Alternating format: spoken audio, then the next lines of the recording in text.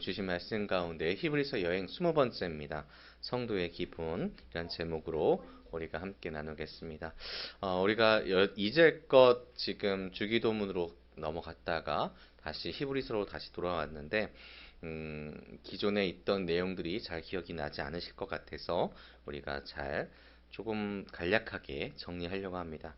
그러니까 전반부인 1장 1절부터 10장 18절까지 히브리서 기자는 구약과 신약을 연결하는데 이 연결의 기준은 누구냐? 예수 그리스도로 연결을 합니다. 그래서 구약에 있었던 과거의 이 모든 등장하는 위대한 인물들이나 천사들이나 제사나 이런 모든 것들이 예수에 비해서는 부족하다. 다른 말로 얘기하자면은 예수님이야말로 예수 그리스도야말로 모든 것보다 우월하다라고 말씀을 우리가 들었습니다. 그래서 천사, 모세, 그리고 대제사장, 레위지파의 대제사장, 그리고 옛 언약, 그리고 제사들 이것보다도 예수 그리스도께서 우리에게 행하신 것이 더욱더 우월하고 예수님께서 우리에게 행하신 것이 더욱더 완벽하다라고 우리 히브리서 약 3분의 2가량을 그 내용으로 가득하게 이제 담아둡니다. 근데 이렇게 할 수밖에 없었던 이유는 무엇이었냐면 이 히브리서를 받는 이 서신을 받는 그 대상자가 누구였냐면 유대인 중에서 그리스도인으로 살아갔던 사람들인데 이 사람들이 압박과 또 핍박 가운데 다시금 이제 유대교로 돌아가야 될까 이런 고민들 가운데 흔들리던 사람들이었습니다. 그러다 보니까 이 사람들한테 기준을 바로 세워라 이렇게 전하기 위해서 아주 긴 시간 동안 긴 부분을 할애하여서 예수 그리스도, 그러니까 당신들이 믿고 있는 예수 그리스도야말로 이 세상의 어떤 것보다 비교할 수 없는 절대적인 가치를 가지고 있으며 이것이야말로 참 진리이니 흔들리지 마십시오라는 그런 내용을 우리에게 또한 그 당시의 유대인 그리스도인들에게 전하고 있었던 겁니다. 그리고 이제 오늘 우리가 보는 말씀인 10장 19절부터 마지막까지는 예수님을 통하여서 생명을 얻은 우리가 과연 어떻게 살아가야 될까? 그리고 그 실제적인 삶에 대한 내용들이 오늘 내용부터 시작을 하게 되는 겁니다. 과연 여러분은 예수 그리스도와 함께 우리 구주 되신 주님과 함께 어떻게 살아가야 될까요? 이 후반부는 간략하게 한 구절로 설명한다면 이것입니다. 여러분의 믿음은 인내하는 믿음이다 라는 것입니다. 대상자가 흔들리는 신앙을 가지고 있는 사람이었던 것처럼 지금 우리 또한 우리의 삶을 살아가는 동안에 매일같이 시험을 경험합니다. 매일같이 고난을 경험하기도 하고 매일같이 하나님과 떨어지거나 아니면 예수님을 기억하지 못하는 삶을 살아가는 그런 마귀의 유혹 가운데 치열하게 영적 전쟁 가운데 살아가고 있는데 그런 우리가 당연히 깨달아야 되는 것은 무엇이냐? 우리의 믿음은 인내하는 것. 참고 견디는 것이다 라는 것을 우리가 기억해야 된다는 것입니다. 자, 이제 19절부터 우리가 한 절씩 하나님의 말씀을 알아가려고 합니다. 본문은 그러므로 라는 단어로 시작합니다. 우리 19절을 함께 읽어보겠습니다. 시작. 그러므로 형제들아 우리가 예수의 피를 힘입어 성소에 들어갈 담력을 얻었나니. 아멘. 이 헬라어인 이 접속사 운이라고 하는데 그러므로라는 뜻입니다. 그러니까 이 앞에 있는 내용 9장 1절부터 10장 18절까지 내용이 무엇이었냐면 한동안 주기도문을 했기 때문에 기억이 안 나시죠? 그래서 간략하게 설명해 드리면 이것입니다. 무엇이냐면 예수 그리스도께서 자기 피로 단번에 한 영원한 제사를 드리셨다. 그리고 이를 통하여 믿는 사람들은 영원히 온전케 되었다. 그리고 그 온전함으로 인하여 믿는 사람들, 즉 그리스도인들은 하나님 앞으로 나아갈 수 있게 되었다. 예수 그리스도를 통하여. 그러니까 예수님을 통하여서 우리는 하나님 앞으로 나아갈 수 있는 온전한 길을 얻게 되고 우리는 하나님 앞으로 온전하게 나아갈 수 있는 그러한 자격을 얻었다라는 것입니다. 그러므로 형제들아 이것입니다. 그러므로 형제들아 예수님을 통하여서 우리가 나갈 수 있게 되었다. 그러므로 우리가 예수님의 피를 힘입어서 성소에 들어갈 담력을 얻었다라는 것입니다. 그 앞에 있는 내용들을 통하여서 우리가 그 힘을 얻었다라고 이야기하는 거죠. 근데 여기서 나오는 단어 하나를 우리가 좀 주의 깊게 봐야 되는데 그것이 무엇이냐면 담력을 이라는 뜻입니다. 헬라어는 파르레시안이라고 하는데 히브리서 전체에 종종 등장합니다. 10장의 19절, 35절, 3장 6절, 4장 16절에 등장하는데 이거는 모든을 뜻하는 파스 그리고 또 연설을 뜻하는 레시스라는 그런 단어의 합성어입니다. 그러니까 모든 것을 말할 수 있는 자유가 있다는 것입니다.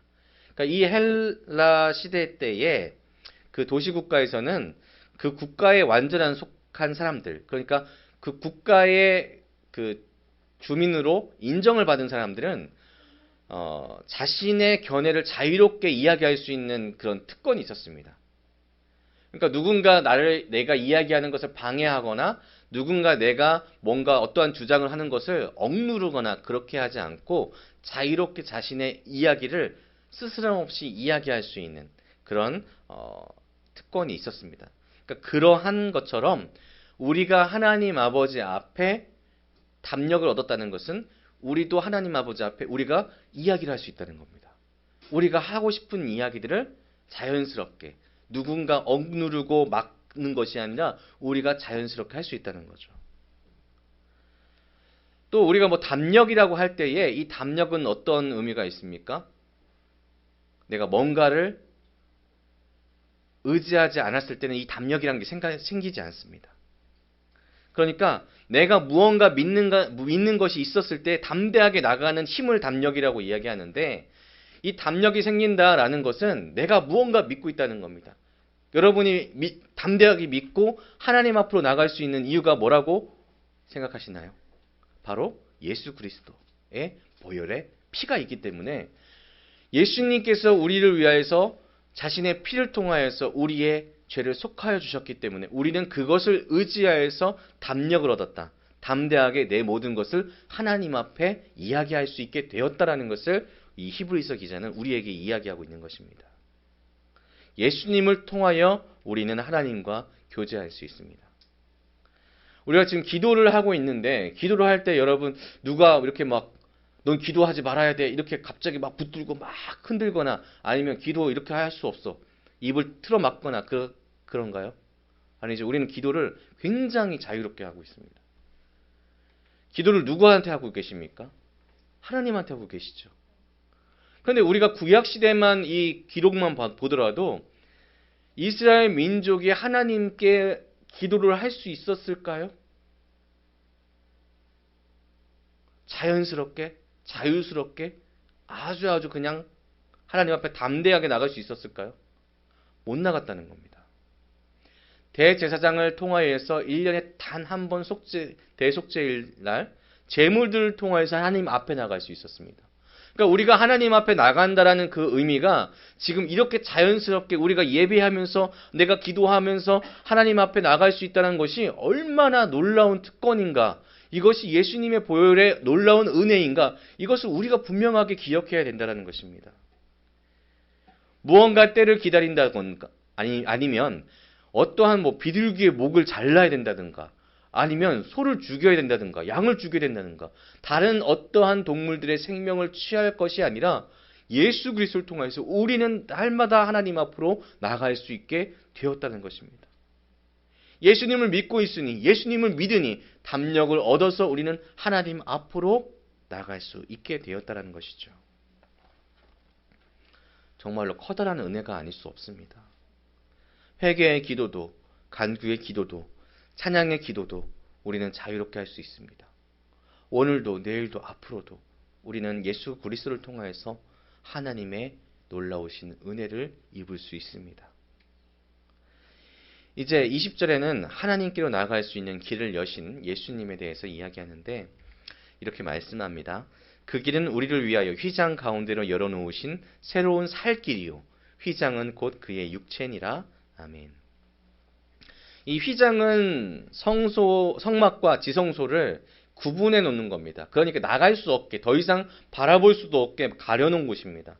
아까 말씀드린 것처럼 1년에 단 한 번 대제사장만 홀로 들어갈 수 있었던, 그것도 제물을 바치지 않고서는 절대로 들어갈 수 없었던 곳이 바로 이 휘장으로 가려져 있었던 하나님의 자리, 지성소였다는 겁니다.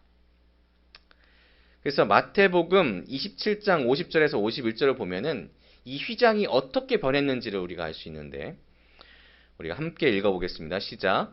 예수께서 다시 크게 소리 지르시고 영원히 떠나시니라. 이에 성소 휘장이 위로부터 아래까지 찢어져 둘이 되고 땅이 진동하며 바위가 터지고. 아멘.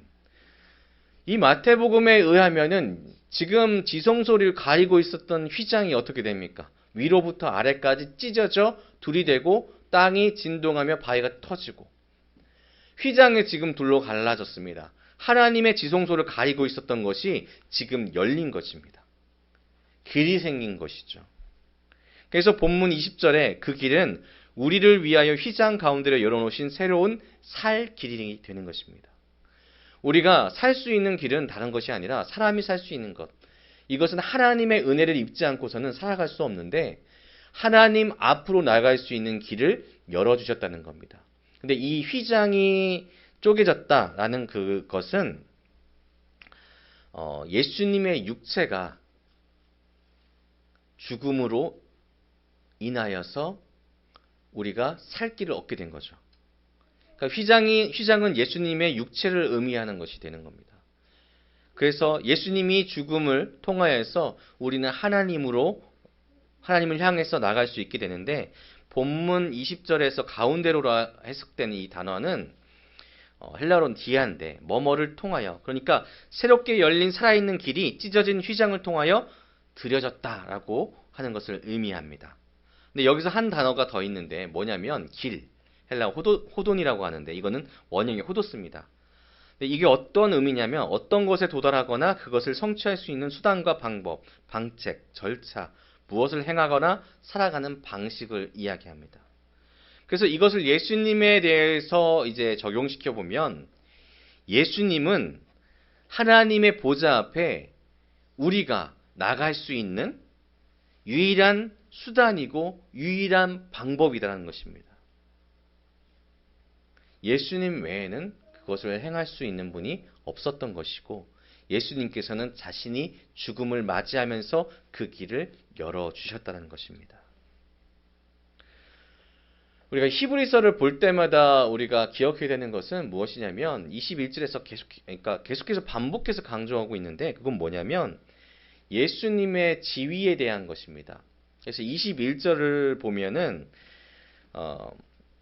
앞의 내용의 확장인데, 예수님은 하나님의 집을 다스리는 주체다라고 말씀하고 있고, 종 모세와는 비교할 수 없는 레위지 계열의 제사장보다는 절대적으로 높은 큰 대제사장임을 이렇게 다시 한번 말씀합니다. 그러니까 히브리서를 잘 보시면은 예수님에 대해서 말씀을 하시다가 계속해서 어떤 비교형으로 설명을 하고 있는데, 이거는 예수님께서 분명하게 세상 어떤 것보다 우월하신 분이다. 그러니까 믿음을 흔들리지 않아야 되는 그 이유에 대해서 예수 그리스도의 그 지위에 대해서 계속해서 강조하고 있습니다. 그리고 그분이 세상 어떤 것보다 우월하신 그분이 바로 지금 앉아 계신 성도님들 한 분 한 분을 위하여서 대속의 제물로 내어지셨다. 하나님의 은혜로 말미암아 그 사랑으로서 우리가 하나님께 나아갈 수 있게 되었다라고 이야기하는 겁니다. 그러면 이와 같은 하나님의 놀라우신 은혜, 예수님을 통하여서 사랑을 받은 우리가 과연 어떻게 살아가야 될까? 그것은 22절로부터 이제 등장하게 됩니다. 22절입니다. 함께 읽어보겠습니다. 시작. 우리가 마음의 뿌림을 받아 악한 양심으로부터 벗어나고 몸은 맑은 물로 씻음을 받았으니 참 마음과 온전한 믿음으로 하나님께 나아가자. 아멘. 우리가 하나님께 나아가자. 이거는 권유이죠. 길이 열렸기 때문에 그 길을 가자는 겁니다. 우리 그냥 단순하게 이 권유를 하고 있다는 것은 무엇이냐면, 나 혼자 가도 이 진리 나는 알았으니까 나 혼자 가자, 이게 아니라 같이 가자라는 겁니다. 그래서 이 내용은 뒤에 있는 내용과 연결되는데, 우리가 하나님을 향하여서 나아갈 때에 분명하게 우리는 진리를 알고 있고 진리를 깨달았다면 그 길을 가는 데 있어서 분명하게 준비해야 되는 것이 있다는 것입니다. 그것은 무엇이냐면 먼저는 참 마음이 필요합니다. 헬라어 알레디네스 카르디아스라고 하는데 좀 어렵죠.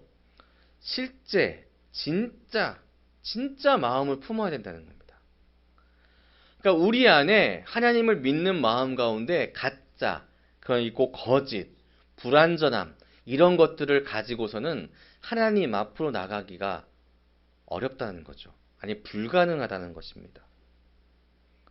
하나님의 말씀이신 예수님은 진리이시기 때문에 참 진리이신 하나님을 분명하게 믿고 나아가야 된다는 것입니다.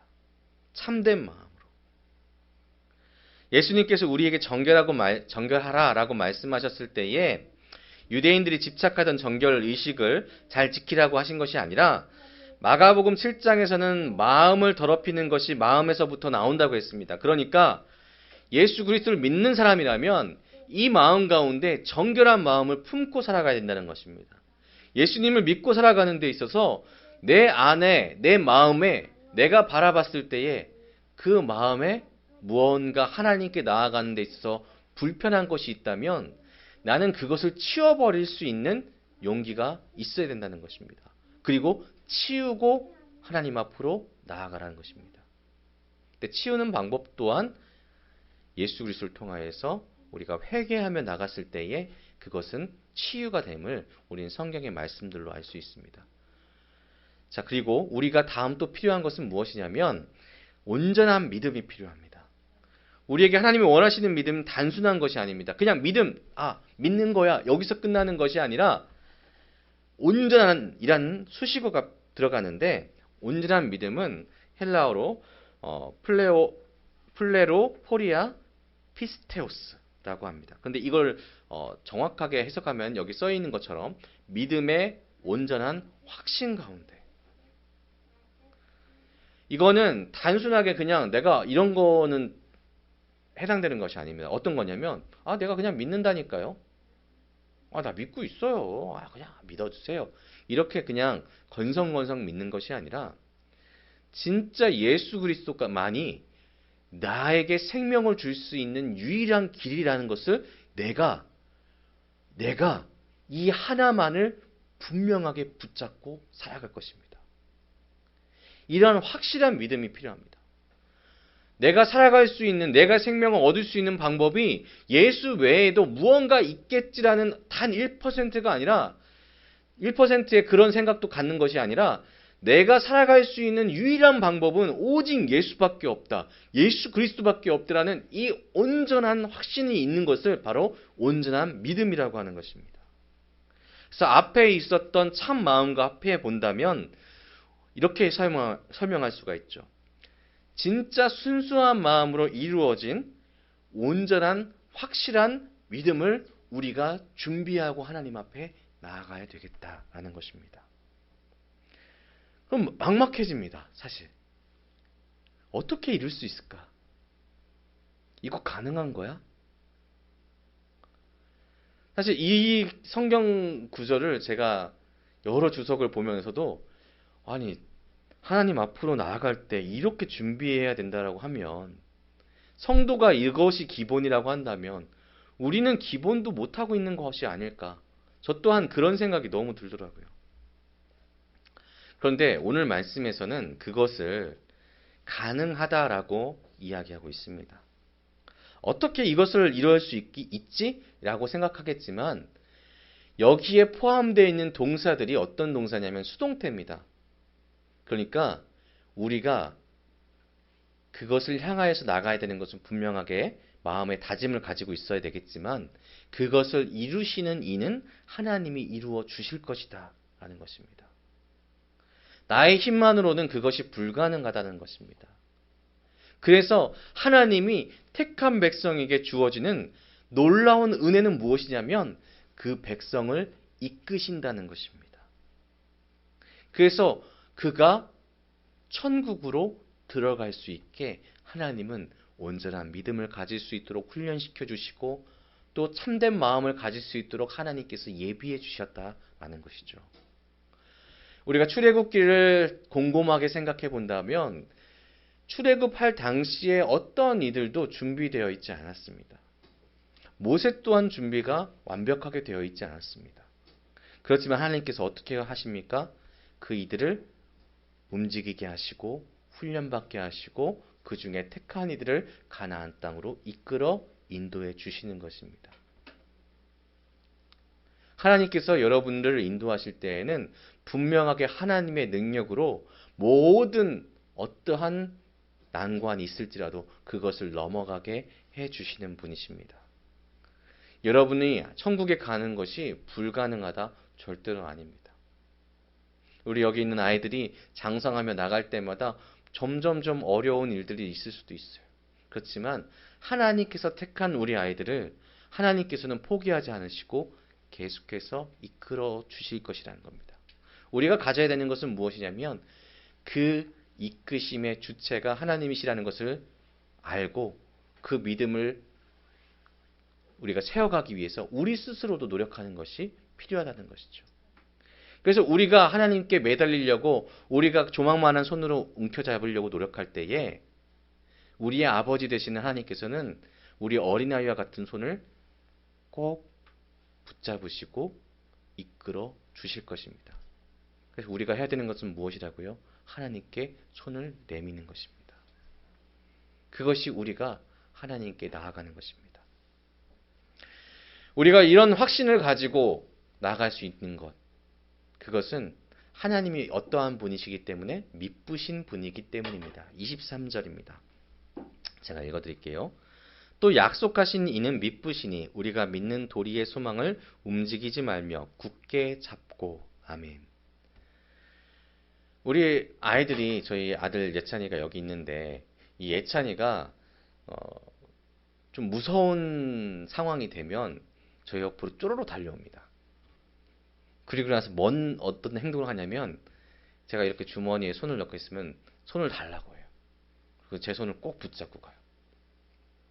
왜 제 손을 붙잡을까요? 아빠랑 있으면, 아빠 손을 붙잡으면 지금 이 무서운 것이 넘어갈 수 있겠다라는 생각을 갖고 있으니까 제 손을 붙잡겠죠. 그래서 우리도 마찬가지입니다. 우리가 하나님을 믿는 이유, 그리고 하나님의 손을 굳게 잡을 수 있는 이유는 하나님이 믿을 만한 분이기 때문입니다. 여기서 말하는 미쁘시다라는 것은 헬라어로 피스토스라고 얘기하는데 믿을 만한, 신실할, 신뢰할 만한 이런 뜻입니다. 우리 하나님께서는 진실하시고 믿을 만한 분이시고요. 모든 약속을 단 하나도 지키지 않으시는 분이 아닙니다. 모든 약속을 하나하나 다 지켜나가고 계신 분이 바로 하나님이십니다. 구약에 있었던 모든 약속들이 하나씩 하나씩 이루어나가는 것을 신약에 살고 있는 우리는 보고 있습니다. 분명하게 예수 그리스도를 통하여서 우리에게 주신 그 놀라우신 일들은 분명하게 우리의 삶 가운데 드러나 있습니다. 야고보서에서는 하나님은 변개하지 않으시는 분이라고 말씀하고 있고요. 민수기에서는 희건하지 않는 분이라고 말씀하시고 있고요. 마태복음에서는 천지가 없어지기 전에는 율법의 1.1획이라도 반드시 없어지지 아니하고 다 이루어진다라고 말씀하고 있습니다. 그렇기 때문에 우리 하나님 아버지께서는 믿을 만한 분이십니다. 그렇기 때문에 우리는 어떻게 해야 된다고요? 우리는 손을 내밀어 그 손을 잡기 위하여 노력해야 된다는 것입니다. 세상은 계속해서 우리에게 이야기합니다. 우리가 믿고 있는 것이 믿을만하지 못하다고 이야기합니다. 그래서 이렇게 얘기하는 경우도 있죠. 우리는 세상을 살아가는 것을 거친 바다에서 항해하는 사람들이라고 이야기할 때가 있습니다. 풍랑이 일 때 선원들이 어떻게 행동할까요? 그 사람들은요, 무언가 붙잡습니다.